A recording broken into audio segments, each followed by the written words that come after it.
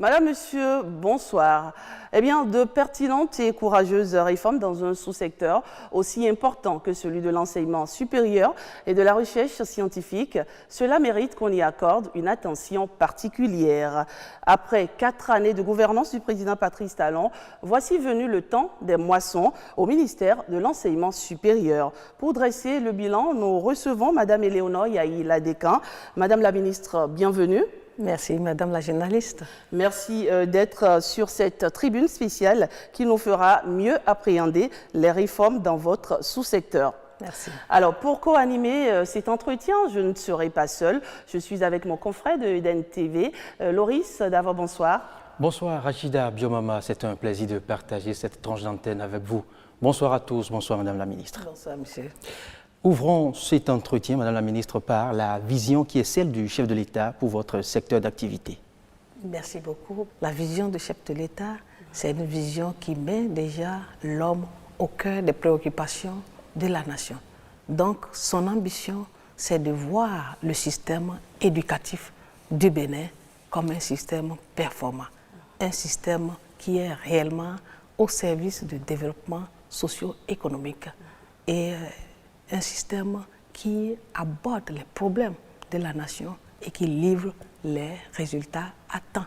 Former des gens de très bonne qualité et qui soient pratiques sur le terrain.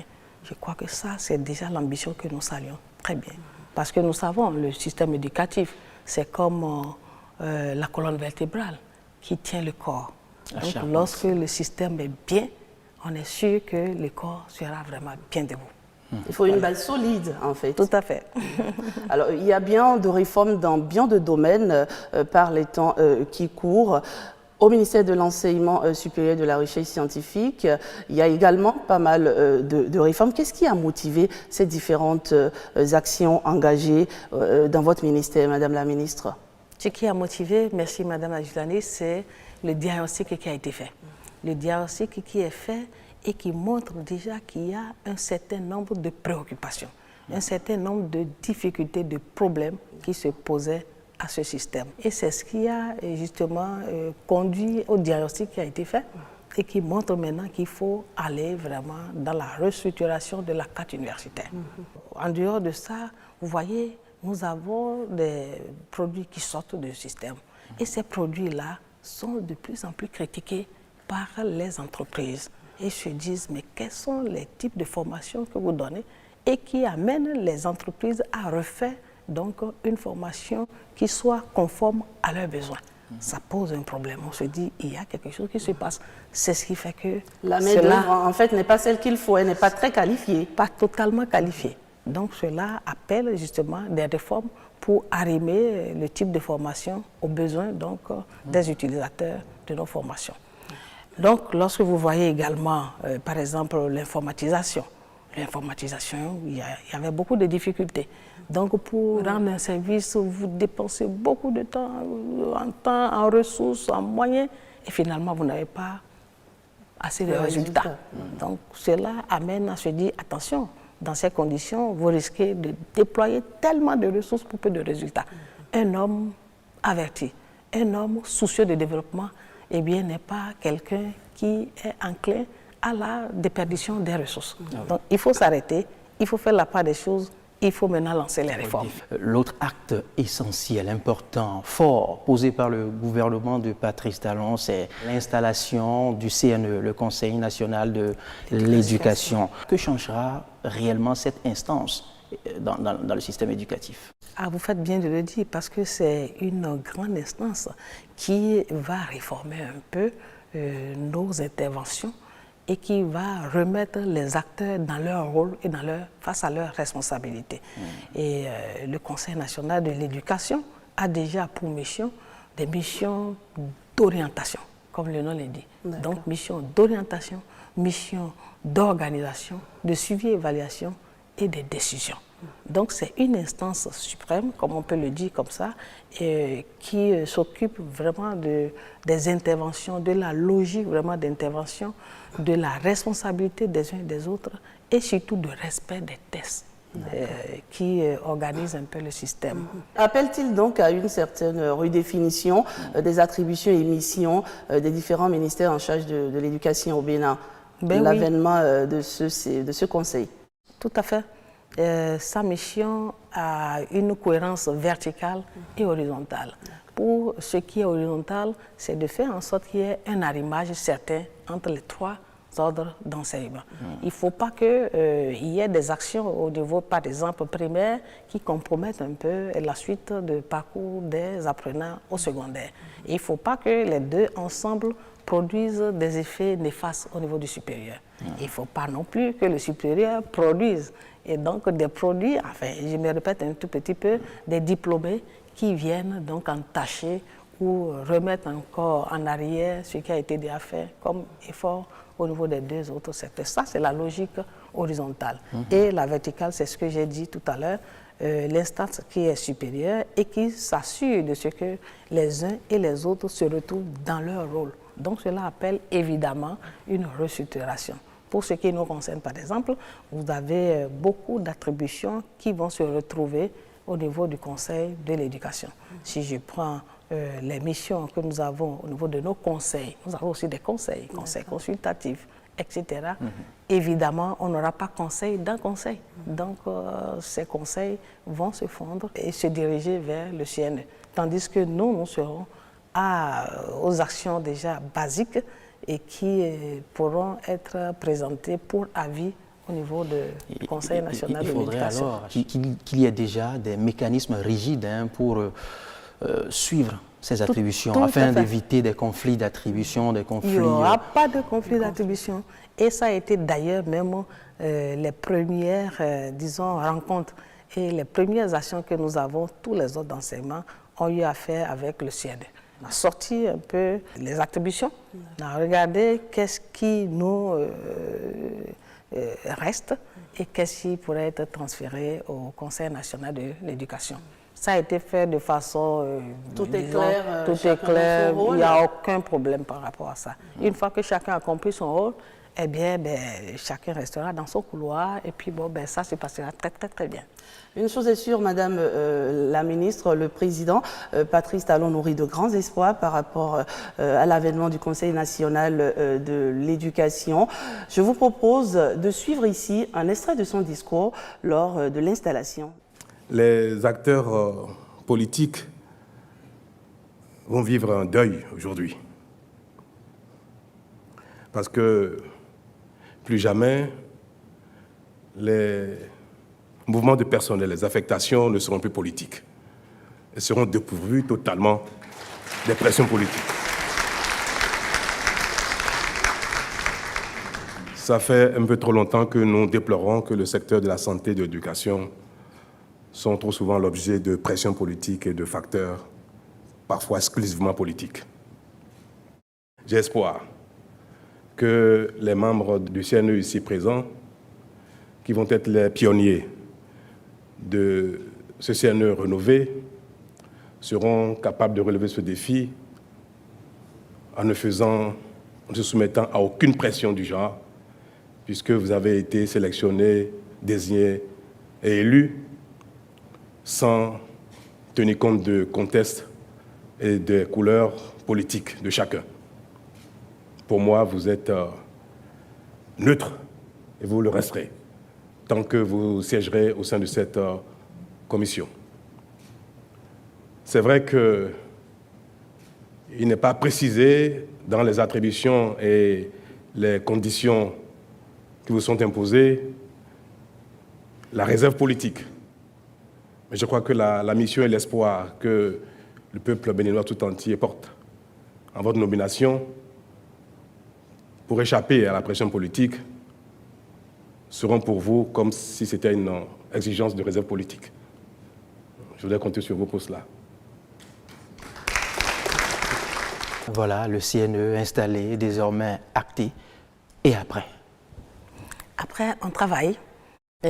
Chacun fait ce qu'il a à faire. Et par exemple, le volet qualité, il faut qu'on s'assure que les normes de qualité sont respectées.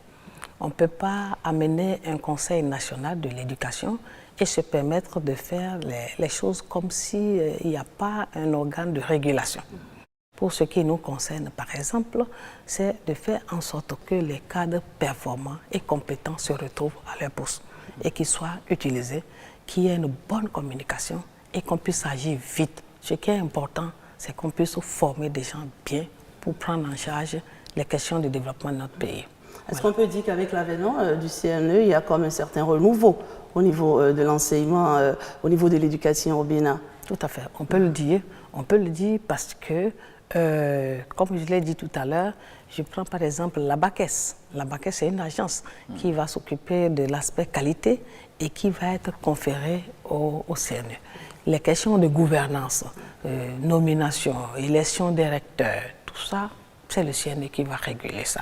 Il n'est plus question de se lever et puis de commencer par se lancer dans des actions qui nous perdent de temps et qui appellent tous les conflits du monde. Non, il y a une instance qui va s'en occuper et qui va mettre chacun à sa place. Concrètement, Madame la Ministre, qu'est-ce qu'il vous reste? Ce qui nous reste, c'est justement l'organisation de l'enseignement supérieur. Il faut continuer par faire nos cours, les enseignements.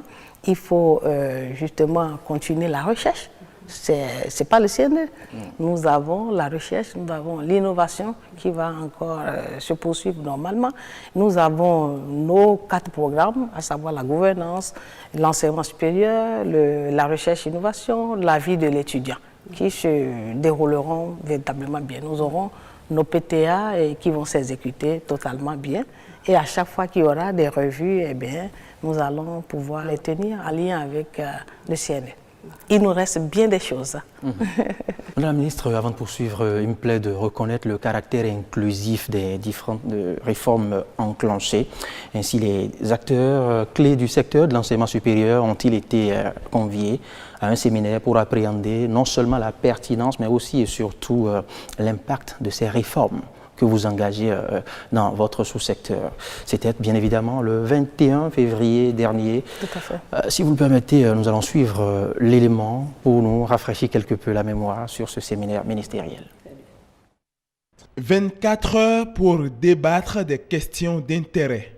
Ici, un thème est au cœur des débats. Regard croisé des acteurs sur les réformes dans le sous-secteur de l'enseignement supérieur et de la recherche scientifique. Ce séminaire permettra de procéder à une analyse diagnostique des problèmes et d'identifier de façon consensuelle les solutions les plus adaptées afin d'établir une synergie dans la mise en œuvre des réformes engagées pour la qualité de l'enseignement supérieur et l'amélioration de la recherche scientifique et de l'innovation. Et c'est ce que nous sommes venus faire, en fait. Nous ne sommes pas venus parce que nous avons nos cartouches de problèmes, de revendications. Non, pas du tout, c'est pas ça. Nous sommes venus parce qu'il y a un problème et nous serons dans nos différents rôles pour apprécier le problème. Nous avons notre organe qui est le CNE, le Conseil national de l'éducation, qui est un organe supérieur et qui va également jouer son rôle. Est-ce que nous avons bien compris son rôle? Sinon, nous allons perdre le temps. Nous devons pouvoir nous écouter. Nous devons pouvoir faire en sorte que le corps devienne entier maintenant.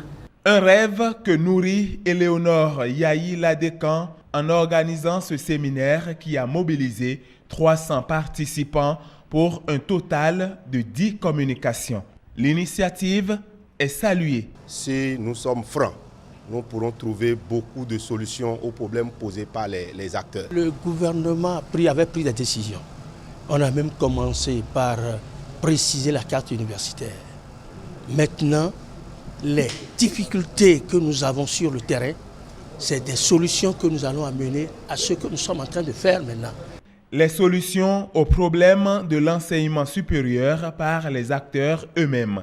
C'est un signe d'espoir pour le développement de ce sous-secteur. Alors, Ils étaient tous là, nous l'avons vu, c'est une salle archi-comble. Les regards ont été croisés sur les différentes réformes entreprises dans votre sous-secteur. Madame la ministre Yahi Ladekans, cette rencontre a-t-elle comblé vos attentes? Tout à fait. Je dois déjà dire que tous les acteurs, comme vous l'avez dit, étaient réunis. Vous avez vu même les personnes ressources, les ministres honoraires, les gens qui ont déjà géré le secteur, les recteurs, les vice-recteurs, ils étaient tous conviés et ils étaient tous là. Ils étaient très contents parce que le besoin était là. Le besoin, c'est que pour voir si les attentes ont été comblées, c'est de voir déjà nos objectifs. Nous sommes partis d'un constat.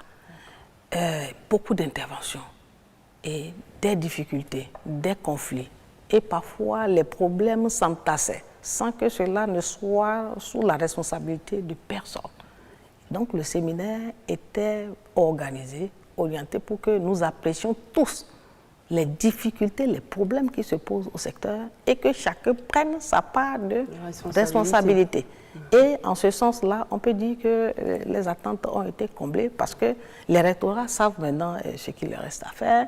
Les enseignants qui sont arrivés, qui sont les chefs d'établissement, ils savent ce qu'il leur revient de faire. Il y a, vous avez vu, les partenaires sociaux, ils étaient là. Les étudiants ont été représentés parce que cette audience-là n'était pas tout à fait convenable pour les étudiants, mais on a fait une consultation pour avoir évidemment leurs préoccupations qui ont été également exposées. Donc, moi je dirais, les attentes ont été comblées. Ça a créé la soif. Ils ont voulu qu'au lieu d'un jour, que ce soit 3 jours. Et je leur ai dit non, les 2, 3, 4, une semaine qui vous reste, vous irez faire ces débats dans vos universités respectives. Moi, je n'ai fait que lancer le débat, appeler, disons, la conscience des uns et des autres sur ces problèmes et la nécessité de nous en charger. Les résultats ou les solutions ne viendront pas de l'extérieur. C'est nous-mêmes qui trouverons des solutions. C'était donc important pour vous l'adhésion de tout ce monde aux différentes réformes, C'était un conclave. On est restés tous là, je suis restée avec eux. Et à la fin, évidemment, la fumée blanche est sortie. Et quelles en sont les recommandations? Quelques-unes Voilà, par exemple, lorsque je prends la question des heures supplémentaires, la question des heures supplémentaires a été vraiment une question fondamentale, puisque qu'est-ce qu'on appelle heures supplémentaires? C'est quoi les heures qui sont dues? Et le cas surtout des entités à gros effectifs a été le cas le plus central, pour dire, bon, ben, si vous avez, il y a d'autres qui ont été prises, et donc les enseignants ont voulu comprendre justement la portée de ces notes, et on leur a expliqué, évidemment, dans quel contexte on peut le faire. Il reste qu'on ne peut pas parler d'heures supplémentaires si tu n'as pas effectué tes heures dues. Et ça, c'est un élément très important. Lorsque je prends, par exemple, les questions des offres de formation, on a constaté qu'il y a des doublons dans les offres de formation au sein d'une même université. Donc, et il y a déjà des commissions qui s'activaient autour de ça.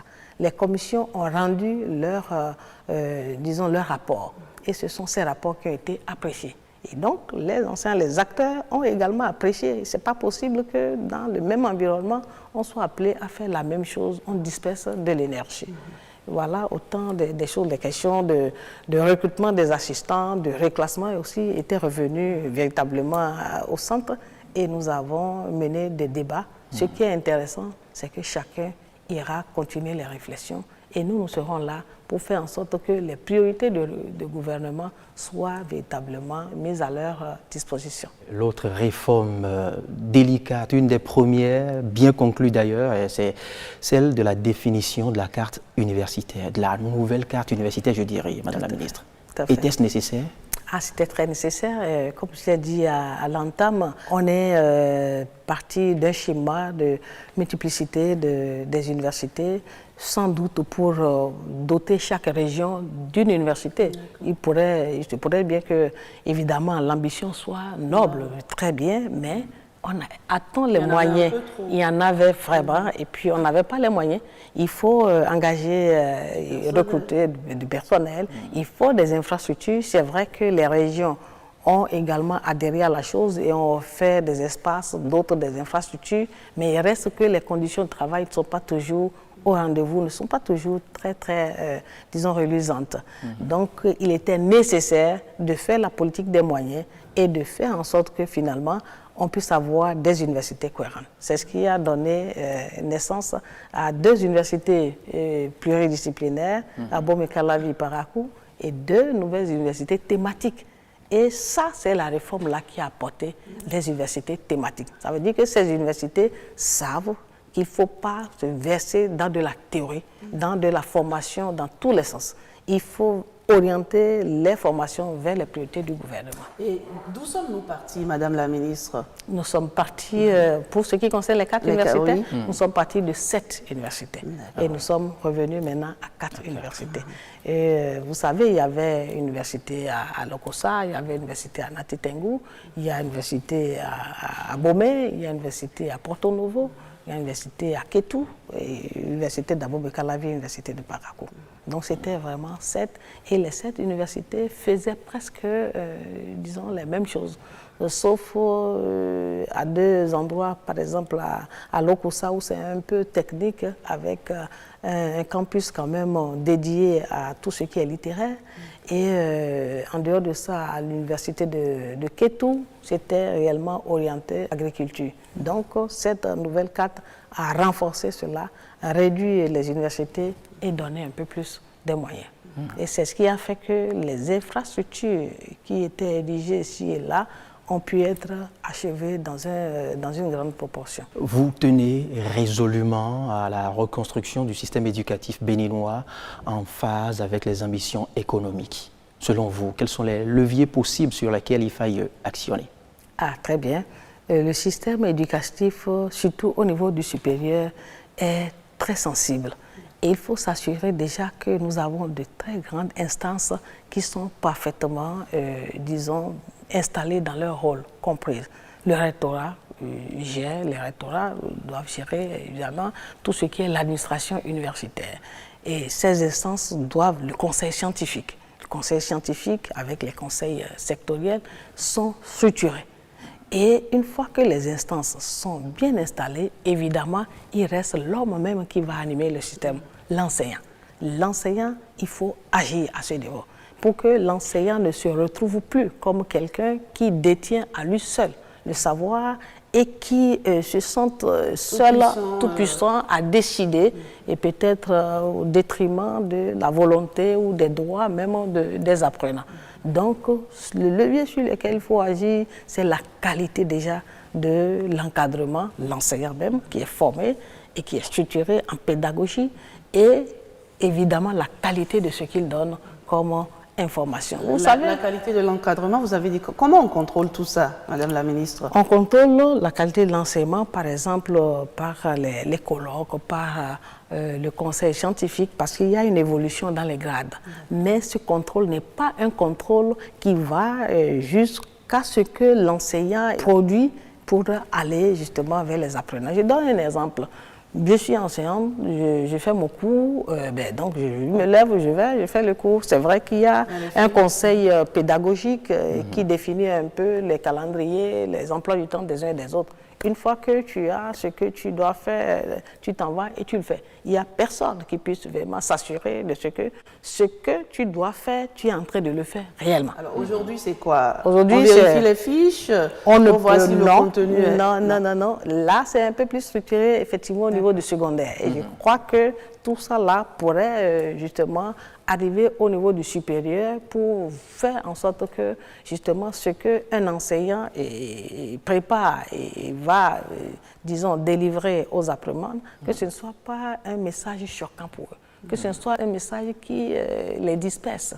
Vous avez des gens qui déjà à l'entame, par les propos de l'enseignant, ils prennent la clé des champs.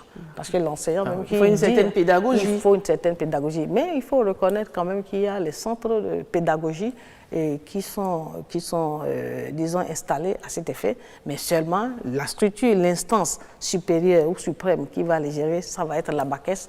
Et ça, c'est le CNE. Les réformes appellent sans doute la construction d'un certain nombre d'infrastructures. À ce jour, est-ce qu'on peut avoir une certaine idée des infrastructures construites ou en instance d'être achevées et les équipements acquis également? Nous avons, en matière d'infrastructures, ça fait 4 ans, il y a eu beaucoup d'infrastructures qui sont, disons, achevées, parce qu'elles a été lancées avant la rupture et qui souffraient peut-être et qui ont été achevées. Il y a des infrastructures qui sont construites avec la réforme, la rupture, et il y a des infrastructures qui sont en cours d'exécution, de réalisation. Mais ce qui est important et que la rupture a apporté, c'est déjà l'agence de construction des infrastructures du secteur de l'éducation, l'ACIS. Et avant, vous savez, il y avait des coordonnateurs de projets. Donc, plein de coordonnateurs de projets par ordre d'enseignement et chacun allait sur le terrain. Et il y avait beaucoup plus de missions qui se déroulaient sans que réellement le côté réalisation physique ne soit visible. L'agence apporte maintenant la solution à cela. Tout est centralisé. Centralisé, les moyens sont transférés. Il n'y a plus d'organisation au cas par cas. C'est l'appel de fonds à 100%. Qui se fait au niveau de l'ACIS. Et ainsi, l'ACIS libère donc les coordonnateurs qui parfois sont des cadres de l'administration et qui, du fait des missions, sont obligés d'abandonner le travail et d'aller sur le terrain. Alors désormais, tout ce qui concerne les infrastructures dans le monde de l'éducation, tout cela est géré par une seule agence. C'est l'ACIS pour le secteur de l'éducation. Il y a d'autres agences pour le secteur, par exemple, de santé, etc. Voilà. Et donc, en termes d'infrastructures, on peut dire quand même qu'il y a eu 8 amphis qui ont été construits, 8 laboratoires, 7 blocs administratifs, des résidences universitaires qui ont été réhabilitées. Parce que ce n'est pas la blague pour construire les résidences universitaires. Et il y a les complexes d'écoles type au nombre de 3 qui ont été réalisés. Donc, il y a des centres de production, disons, d'infrastructures numériques qui ont été également réalisés à l'université d'Abomey-Calavi. Donc, on peut dire que ces infrastructures viennent accompagner justement le système de façon à mettre les apprenants dans de bonnes conditions d'études, dans de bonnes conditions de pratique. C'est vrai que les besoins sont énormes et on fait quand même des très grands pas. Voilà. Il y a beaucoup de bouleversements, en tout cas avec ces nouvelles réformes. On parle on parle du PRMMP désormais, de la personne responsable des marchés publics. D'un mot là-dessus, Madame la Ministre. Oui, est-ce que vous savez, avant, la personne responsable des marchés publics était concentrée au niveau du secrétaire général du ministère. Donc, c'est le secrétaire général du ministère qui fait en même temps office de personne responsable des marchés. Mais il faut, vous voyez, le secrétaire général d'un ministère, c'est le poumon de l'administration. Il n'a pas le temps de pouvoir conduire donc, les processus. Et donc, là, maintenant, ce que la réforme a apporté, c'est de former des spécialistes en la matière. Et ceux-là, donc, conduisent le processus de façon à livrer véritablement rapidement les résultats. Donc, la procédure, c'est un pan de la question qui n'est pas la blague, parce que ça vient avec les tests, ça vient avec un niveau de préparation au niveau de la base. Et les structures à la base n'étaient pas du tout préparées à ça. Donc, on peut dire que cette réforme a amené cette structure à ce renforcement de capacités, si bien que tu ne peux pas dire et mettre un besoin vraiment au hasard. Si tu veux acheter un stylo, tu dois savoir le nom de stylo, tu dois savoir la qualité de stylo. C'était pas le cas, non? C'était pas le cas parce qu'il y avait un peu le répertoire des prix et puis tu ne précises pas nécessairement ce que tu veux. Et puisque tu n'as pas précisé, autour de ce flou, il peut se passer beaucoup de choses. Donc tu veux une qualité donnée, mais on te donne une qualité inférieure, mais pour le même coût. Ah oui. Alors, donc, il est nécessaire de préciser, et là, les structures de contrôle également s'assurent de ce qui est émis comme besoin et lancé comme commande est réellement acquis et livré. On va aborder maintenant la création des instituts universitaires d'enseignement professionnel, l'IUEP. Il y en a pas mal. On peut déjà avoir une idée des IUEP construits. Les IUEP, au fait, c'est une très belle réforme et qui vient révolutionner un tout petit peu, disons, la nature des formations qui se font au niveau du supérieur. On a l'habitude de voir les formations techniques un peu plus professionnelles au niveau du secondaire. Mais avec le système LMD, c'est vrai, on est passé à la professionnalisation des enseignements, mais le côté technique, eh bien, n'était pas du tout visible au niveau du supérieur. Alors, ce que les JEP apportent, c'est de pouvoir accompagner ces apprenants qui n'ont pas la possibilité d'aller loin dans ce qu'ils savent faire, mais qui ont quand même un certain savoir-faire. Les accompagner en 2 ans. Je suppose que, par exemple, quelqu'un a son bac et veut se spécialiser en menuiserie. Avant, vous n'avez pas les formations comme ça. Vous irez à licence, master, doctorat, mais vous n'en trouverez même pas. Mais alors qu'un menuisier qui a un peu son DUT, en 2 ans, peut déjà être plus opérationnel sur le terrain. Il y a des domaines prioritaires que l'État a définis, donc les domaines du gouvernement, tels que la maintenance, tels que les énergies renouvelables, l'agriculture, on le connaît très très bien. Eh bien, ces secteurs prioritaires font l'objet donc de mise en place de ces JEP. Mais il faut reconnaître, vous l'avez bien suivi la dernière fois, avec la stratégie pour l'enseignement technique et la formation professionnelle, et qui est une forme de révolution au niveau aussi du secondaire, qui va à terme et donc procéder à ce qui est 2 tiers, par exemple, de pratique et simplement 1 tiers de théorie.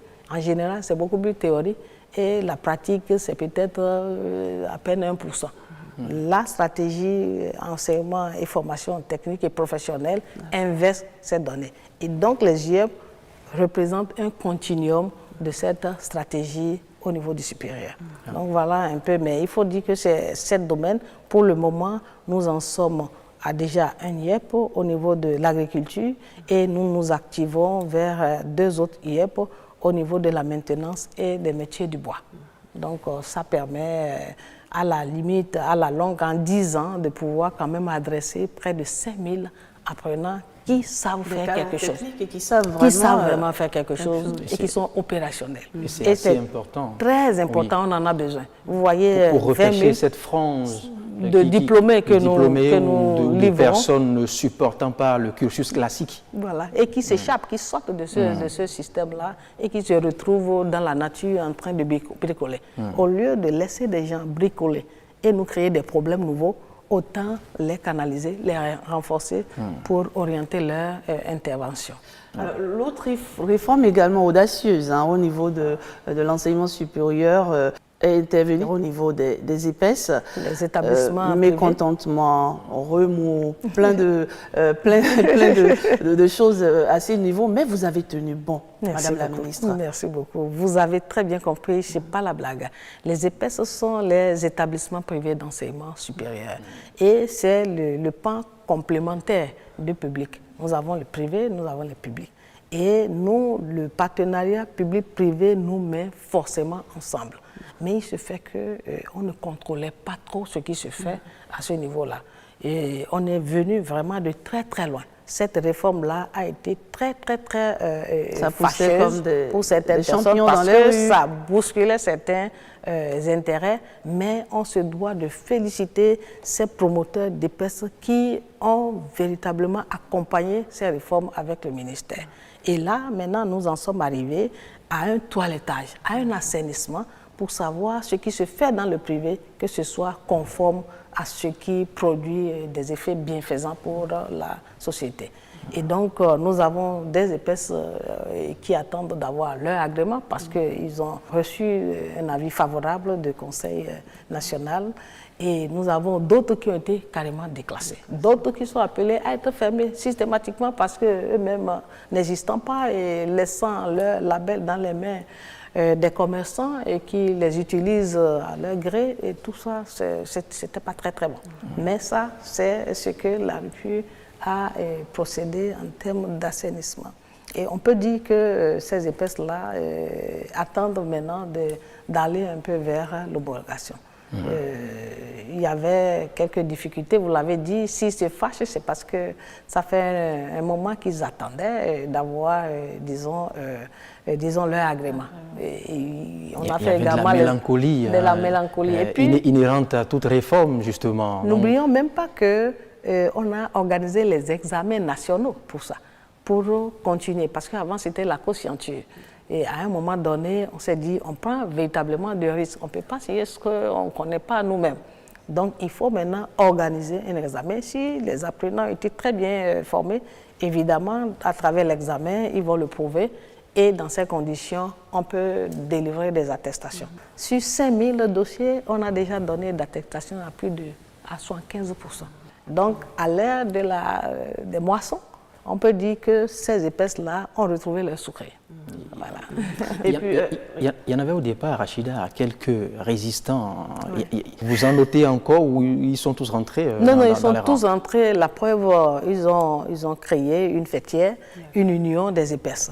Et pour avoir un seul interlocuteur pour échanger avec le ministère et également avec le Conseil national. Finalement, c'était très bon, mais il le fallait. Il le fallait. Et la preuve, ils étaient invités à notre séminaire ministériel. Et ils n'ont pas manqué de poser leurs problèmes. Voilà. L'examen national, ça concerne seulement les privés, pas les publics. Non, c'est les privés, parce que, comme je l'ai dit, c'est une forme un peu de validation de ce qui est fait en termes de formation au niveau de public, bien entendu. Il y en a qui voient une certaine discrimination. Un tout petit peu. Le public serait avantagé. Parce que, au fait, il y avait une disposition qui les mettait sous la tutelle d'universités publiques. Si la tutelle était bien faite, évidemment, il n'y aura pas ce sentiment un peu de brimade. Mais nous avons réglé déjà les questions de tutelle et donc les épaisses ont une tutelle quand même académique auprès d'une université publique où, disons, le gouvernement injecte les moyens et recrute des enseignants à la limite, à la longue. Ce que nous allons faire de ce partenariat, c'est une fois que les pratiques auraient été validées, on peut même envoyer sans regret les apprenants, orienter les apprenants vers les épaisses qui auraient véritablement acquis leur indépendance. D'accord. Alors aujourd'hui, que cela soit entendu, on ne se lève plus pour faire n'importe quoi, créer du jour au lendemain. Non, vous ne pouvez pas le faire, même si, entre-temps, vous êtes sur un site et que l'activité devient assez intéressante au point d'aller sur un autre site, ça, c'est régulé. Ça vient toujours avec une autorisation d'extension. Si vous voulez fermer, ce n'est pas parce que vous avez ouvert qu'il vous plaira de fermer comme vous voulez. Ah non, pas du tout. Ça vient également avec une certaine procédure. Quels sont, selon vous, Madame la Ministre, les mobiles qui sous-tendent l'amélioration de la qualité du capital humain dans le secteur qui est le vôtre? C'est parce que, justement, c'est ce capital d'encadrement et qui va justement encadrer les apprenants et qui va les orienter vers les besoins de la société. Donc, l'amélioration est quelque chose de fondamental pour ne pas se retrouver en déphasage avec les standards et les normes internationales. Donc, il faut de plus en plus renforcer. Et c'est dans ce sens-là que nous avons un programme, par exemple, de formation des formateurs. Donc, les formateurs qui forment se doivent également d'être renforcés pour apprendre les nouveaux outils d'évaluation, les nouveaux outils, par exemple, d'apprentissage et adopter les langages conséquents vis-à-vis des apprenants. Et dans ce sens-là, nous pouvons dire en 4 ans que nous avons quand même ce programme à adresser près d'une centaine de personnes avec près de 500 et quelques millions de francs CFA qui ont été engloutis dedans au bout de 4 ans. Au bout d'un certain temps, il y a eu quelques difficultés qui ont fait surface et qui ont amené à arrêter le programme. Nous sommes en train de nous préparer pour lancer maintenant ce nouveau programme. Donc, il est nécessaire de retoucher vraiment ce côté de renforcement des capacités de ces personnels d'encadrement. Et vous projetez de créer l'Agence béninoise pour l'assurance qualité de l'enseignement supérieur à Baquès. Quels seront ses attributs et rôles? C'est déjà créé. C'est déjà créé. On attend que le Conseil national de l'éducation pour les installer dans leur rôle. Et comme vous le dites, c'est la qualité. c'est déjà de s'assurer de ce que ce qui se fait comme intervention ou comme action dans le sous-secteur répond à des normes véritablement connues.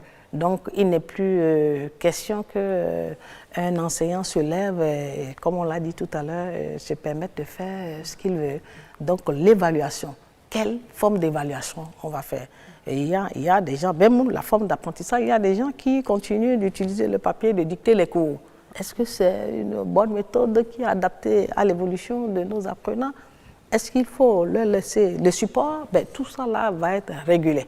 S'il faut, la preuve, on est en phase d'une crise avec le coronavirus, s'il n'y a pas de support qu'on laisse aux apprenants, eh bien ça va créer des problèmes. Il faut que les apprenants puissent toujours avoir le support préparé et justement se retrouver dans le cadre disons, de l'enseignement avant que le professeur ne vienne. C'est pour cela qu'on leur donne le temps personnel pour l'étudiant. Donc voilà, pour ce qui concerne la BACAS. Une chose est sûre, et vous serez d'accord avec moi, avec la mise en œuvre de toutes ces réformes, le capital humain sera de meilleure qualité. Tout à fait. Évidemment. Tout à fait. D'ailleurs, même, c'est pas pour rien que depuis des années, vous voyez, les ressources, même si on regarde les ressources au niveau du secteur de l'éducation, même si c'est un pourcentage faible par rapport au budget national global, mais ces ressources sont en parfaite croissance. Les années avant la rupture, on tournait autour de 50 milliards. Mais depuis 2016, on est allé même jusqu'à 80 milliards parce que ça engage beaucoup plus la responsabilité des structures et de l'État. Vous voyez, par exemple, les boursiers. Les boursiers, ceux qui vont bénéficier des aides universitaires, le nombre est allé en croissant. Donc, ça fait que cela demande un peu plus de ressources pour permettre aux étudiants d'avoir un peu de moyens pour s'occuper de leur formation. Nous avons également les questions, par exemple, au niveau des bacheliers, qu'il faut véritablement orienter et bien les orienter pour qu'ils ne se perdent pas. Il faut noter quand même qu'il y a quelques soucis, puisque malgré tout ça qu'on fait, vous avez des apprenants qui continuent, heureusement que le pourcentage est faible, et qui continuent de se tromper. Donc, au bout d'un certain temps, ils se disent qu'ils se sont trompés, donc ils ne voulaient pas choisir cela.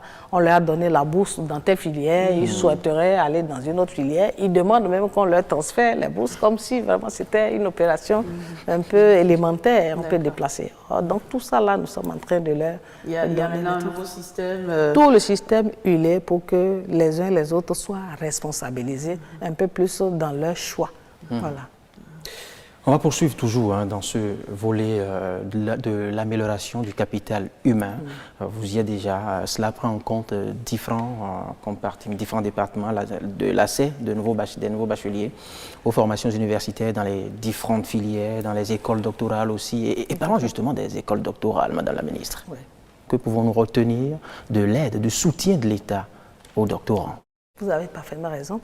Les écoles doctorales, on en a environ 13, avec beaucoup de formations doctorales. C'est pour cela que la réforme a pris par là également, pour faire en sorte que les formations doctorales soient orientées vers les priorités, les questions, les préoccupations de la nation.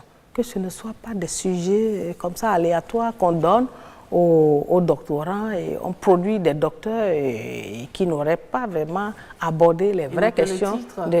Voilà, donc de plus en plus, ces écoles doctorales s'occupent de ça, et nous avons l'appui aux doctorants. Et je crois que c'est de ça que vous parlez. Oui. Le programme appui aux doctorants donne quand même un certain appui à certains doctorants qui ont été identifiés.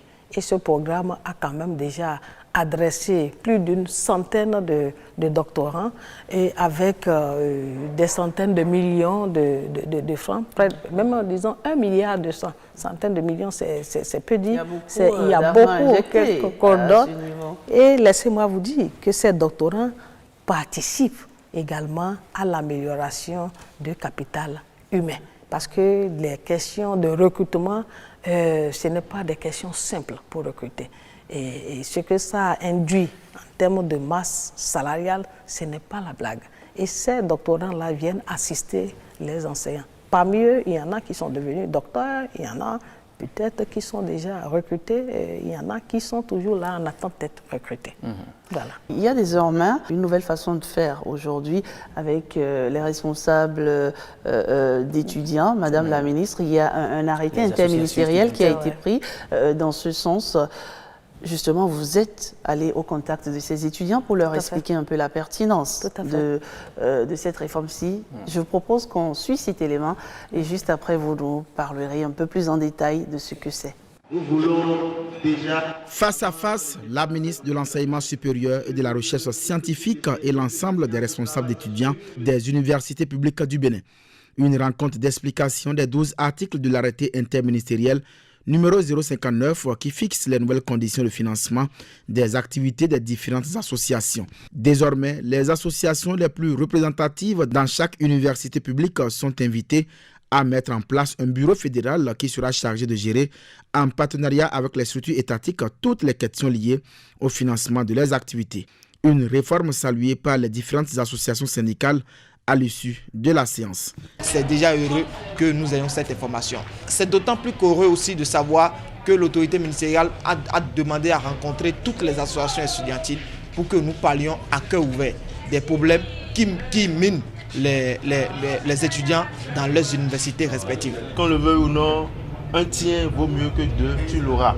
Aujourd'hui, c'est effectif. L'essentiel est de voir si dans la pratique, si dans l'application du document, il n'y aura pas de quoi, s'il n'y aura pas de protocole, je crois que l'essentiel est fait. Après cette séance, la ministre lance la deuxième édition de la rentrée des œuvres universitaires et sociales dans l'amphimile du campus de Parakou sous le thème « L'art, la culture et le sport, levier de développement socio-économique d'une nation ». Après l'ouverture des résidences et du restaurant universitaire en janvier dernier, c'est au tour des activités artistiques, culturelles et sportives d'être lancées. Sur le plan artistique et culturel, à l'université de Parakou, l'on assiste à un regain d'intérêt et chaque région veut se faire valoir par sa culture, contribuant ainsi à l'animation du campus. Malgré cet engouement à l'affirmation de l'identité culturelle de chaque région, nous devons forcément tendre vers la constitution d'un ballet de l'université de Parakou pour mieux nous faire représenter lors des sorties artistiques et culturelles au plan national et ou régional. Le thème central de cette édition, à savoir l'art, la culture et le sport comme outil de développement d'une nation, me paraît d'une importance capitale et on ne trouverait guère aujourd'hui d'enseignants, de responsables pédagogiques ou même d'hommes politiques qui ne reconnaissent pas que l'art, la culture et le sport ont leur place dans l'éducation d'une nation. Le bien-être et l'épanouissement des étudiants dans les campus sont au cœur des actions des différentes courses du Bénin. C'est d'ailleurs ce qui justifie l'engagement du gouvernement dans ce domaine. À titre d'illustration, en 2016 et 2020, le nombre de bénéficiaires des allocations universitaires dans les 4 universités publiques a connu une augmentation bien significative. Ainsi, au titre de l'année académique 2019-2020, le nombre d'allocataires, toutes tendances confondues, s'élève à plus de 39 000. Vous voyez, c'est une industrie et nous devons féliciter tous ceux qui s'activent autour de ces volets. Tout en reconnaissant les améliorations qui se notent chaque année, le représentant des étudiants, Jules Nimassou, souhaite que le Centre des œuvres universitaires et sociales de Parakou construise de nouvelles résidences et aussi l'acquisition de nouveaux bus pour le transport.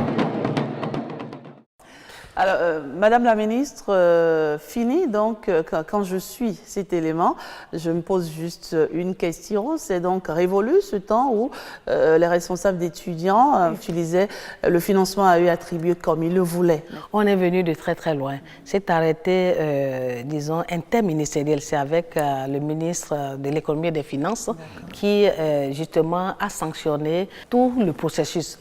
Et pendant un certain temps, on a essayé de les réorganiser parce que les associations, il y en avait dans tous les sens et puis je levais et bloquais le truc, ça n'en finissait pas. Donc, cette réforme les a remises vraiment dans les organisations syndicales qui sont véritablement reconnues pour mener des échanges avec les autorités, que ce soit au niveau central qu'au niveau des universités. Donc, après cela, ils sont restés longtemps pour dire, ben, vous nous avez dit, taisez-vous, on veut vous organiser et après vous aurez des appuis. Alors, les appuis sont où? Ils ont mis 1 an. Et finalement, on les a réunis pour dire, bon voilà, l'appui est là, mais c'est bon qu'on leur dise que ce n'est pas comme avant, tel que vous l'avez dit, où on donne des sous pour faire des programmes d'autres sortes, les loisirs. Aujourd'hui, qu'est-ce qui a changé concrètement? Ce qui a changé maintenant, c'est que ça vient avec un programme donné et leur RIBA. Donc, on ne leur donne plus l'argent comme ça. Ils sont appelés eux-mêmes maintenant à faire des consultations à leur niveau. C'est notre arbitrage qu'on leur apprend à faire. On leur donne également quelques programmes de management, de leadership, un peu de comptabilité, parce qu'ils savent pas, il faut qu'ils sachent un peu ce qu'on appelle RIB, ce qu'on appelle IFU. Vous les mettez à l'école de la gestion de la chose publique. À l'école de la gestion, parce que demain, ils sont les hauts cadres de demain.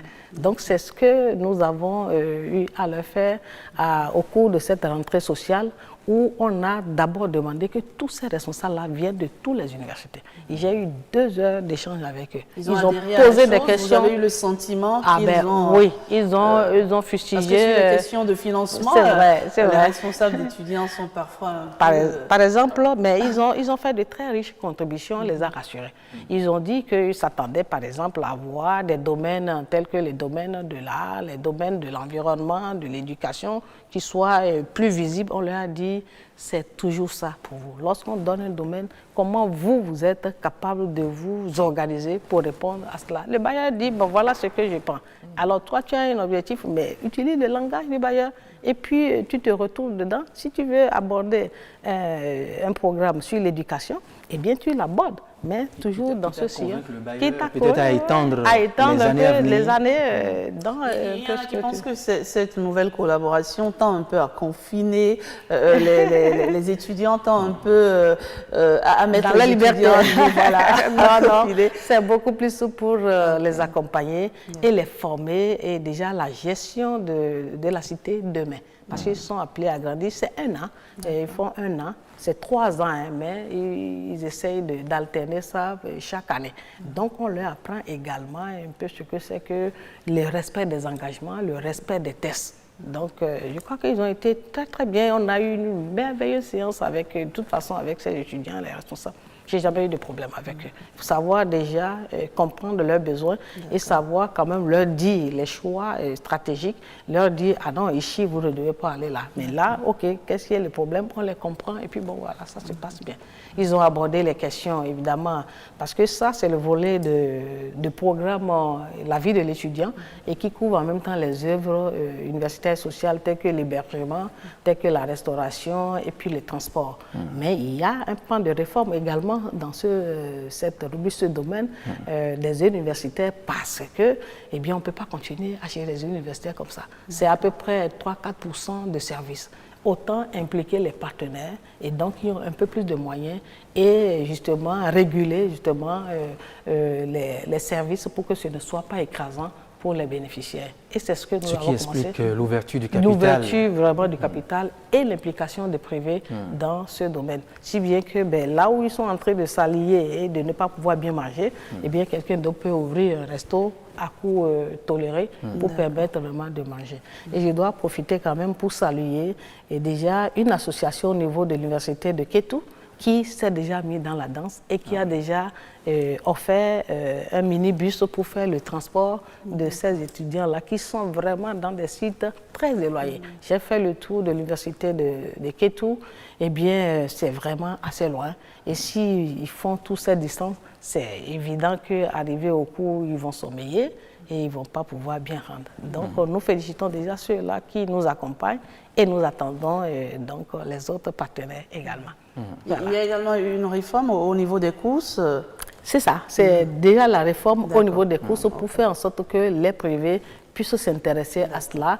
Et il faut quand même reconnaître que le chef de l'État, pour les questions de logement, eh bien, vous le connaissez très bien, un homme très pointueux et qui a le souci des conditions, de belles conditions d'études et vraiment d'hébergement des étudiants. Donc, il a adressé un grand domaine de construction des hébergements. Ce domaine est en cours avec le ministre de cadre de vie pour qu'avec les Chinois, que nous puissions aller vers la construction de nouvelles résidences pour les étudiants. Madame la ministre, avant de mettre un terme à cet entretien, on aurait commis un crime de lèse-majesté si jamais on oublie je dirais, l'autre grand département de votre sous-secteur, la recherche. Justement. Et l'innovation. Ah ben oui. Justement. Vous avez raison, en fait. Vous savez, c'est les difficultés de ce sous-secteur qui nous amènent parfois à penser que ce sous-secteur n'existe pas. Parce qu'effectivement, pour financer la recherche, ce n'est pas la blague. C'est une affaire de gros sous, en fait. Très gros sous. Et c'est pour cela que choisir la réforme sur l'ABRI, l'Agence béninoise de recherche et de l'innovation, est la solution. Donc, cette réforme qui va donner l'agence va fusionner un certain nombre de structures qui existaient, telles que la BVIT, telles que le fonds, et va beaucoup plus organiser le secteur de la recherche pour qu'on ne se lève pas pour faire n'importe quoi, pour dire qu'on est en train de faire recherche, et après, on va le suspendre quelque part et l'oublier. Il faut qu'il y ait vraiment toute une coordination, toute une chronologie dans l'organisation de la recherche. Et nous pensons même aller à la longue, introduire une loi avec l'appui du chef de l'État et l'appui aussi de nos honorables députés, une loi sur le financement de la recherche. Surtout par ces temps de coronavirus, on aurait bien besoin de chercheurs, Madame la ministre. Ils existent. Pourquoi pas un béninois? Ils existent. On a les virologues, les épidémiologistes qui sont là et qui essayent donc d'aborder ces questions. Mais c'est vrai que lorsqu'on dit recherche, c'est les plateaux techniques. C'est ça, au fait, le centre même des investissements, c'est au niveau des plateaux techniques. Il faut pouvoir faire des recherches, faire des analyses, par exemple, le contrôle de qualité. Regardez tout ce qui se vend un peu partout, des sachets ici, tel fruit ici, boisson par ici. Il faut pouvoir organiser ça et c'est ce que l'ABRI va pouvoir faire pour que n'importe qui ne se lève plus pour produire n'importe quoi et mettre dans des sachets, dans des bouteilles et commencer par les vendre. À la limite, c'est programmer un peu les questions de problèmes de santé au niveau de la population. Voilà un peu au niveau de la recherche ce qui est en train de s'organiser. La politique de la recherche est déjà presque livrée et nous suivons tout ça évidemment avec l'unité présidentielle de suivi au niveau de la présidence qui est une unité qui nous accompagne beaucoup. Très bien. Et dans le choix, vraiment dans nos choix et dans la qualité de nos interventions. Très bien. Loris, d'abord, nous avons fait un peu le tour des différentes réformes engagées au niveau du sous-secteur de l'enseignement supérieur. Il y en a d'autres. Oui, bien sûr, en termes de perspective. Quelles grandes réformes En termes, par exemple, de perspective, nous avons la mise en réseau des universités. Les questions vraiment de dématérialisation. Les questions de dématérialisation. Là, fini les inscriptions où on lance l'inscription et les inscriptions sont ouvertes pendant 3 mois, 4 mois et on ne finit pas avec de longs fils. Lorsque nous allons justement faire la question de mise en réseau des universités avec l'agence de développement. Grande plateforme tournante et qui fait que l'étudiant qui a déjà, disons, des données à un niveau n'est plus tenu de répéter les mêmes dossiers un peu partout. Donc, il a une adresse fixe avec des données fixes que nous pouvons importer pour des besoins un peu de suivi de son parcours. D'un campus à un autre. D'un campus à un autre. Ça, c'est un chantier vraiment assez important pour nous parce que nous perdons un peu de temps. Vous voyez, l'équivalent des diplômes, la question des équivalents des diplômes également, qui va être bien restructuré pour que quelqu'un qui a fini et qui a besoin vraiment d'avoir la confirmation de ce que la formation ou le diplôme a été donné ici, qu'il ne soit pas mis beaucoup de temps pour répondre à ces genres de sollicitations. Donc, tout ça, nous avons mis ça dans nos perspectives. Voilà, c'est déjà la fin, Loris. D'abord, Madame la Ministre, un mot de la fin, très rapidement. Nous sommes venus de très, très, très loin. Et nous avons eu beaucoup de difficultés parce que lorsqu'on dit réforme, ce n'est pas souvent bien compris. Mais il faut savoir que les réformes ou le système éducatif, c'est un peu comme un arbre et qui a des racines bien amères. Mais au fruit doux, on préfère ça. Les réformes, c'est le côté amer de la chose, mais en supposant que d'ici à là, les fruits doux sont déjà à portée des mains. C'est déjà le temps des moissons. C'est déjà le temps des moissons. C'est bien d'avoir à souffrir pour sourire que de se complaire dans un peu les complaisances, dans le manque, vraiment, l'absence de gouvernance et de produire des diplômés qui valent vraiment rien sur le terrain. À la limite, c'est dangereux. Voilà, donc je voudrais encore une fois féliciter tous les acteurs du secteur de l'éducation, tous les ministres qui nous ont précédés, et je ne m'en voudrais de ne pas reconnaître la bravoure de celle à qui j'ai succédé, le ministre Marie-Odile Atalasso, qui a été une brave dame, qui a vraiment porté donc à bras le corps contre vent Zémaré, qui a tenu ferme ces trucs. Donc on peut dire que les fruits, bien seront un peu sa satisfaction, la fierté qu'elle aura. Et le chef de l'État ne s'est pas trompé aussi sur sa succession. Sa succession, voilà, merci. Voilà. Mais je dois quand même remercier et féliciter donc cet engagement du chef de l'État, cet homme de vision. Il le faut. Et il faut que nous puissions prier pour que des gens comme ça soient longtemps avec nous pour nous accompagner. Vraiment, merci beaucoup et nous sommes très fiers de tout ce qu'il fait. Éléonore Yaïla-Descamps, merci d'être passée sur ce plateau. Loris, d'abord, c'est déjà fini. Oui, c'est tout. J'espère que vous nous avez bien suivis chez vous. Bonsoir.